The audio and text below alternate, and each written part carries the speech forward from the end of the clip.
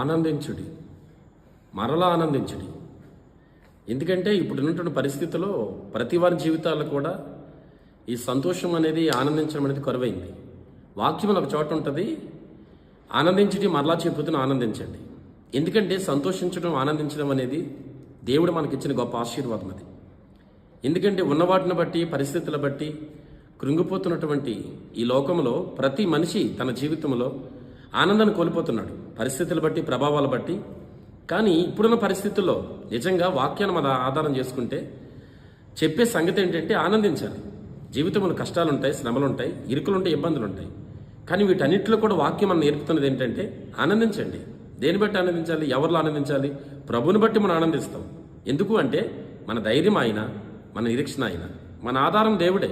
కనుక మన పరిస్థితులు కూడా ఒక రోజున మన దుఃఖాన్ని సంతోషంగా దేవుడు మార్చబోతున్నాడు, మన దుఃఖాన్ని ఆనందముగా దేవుడు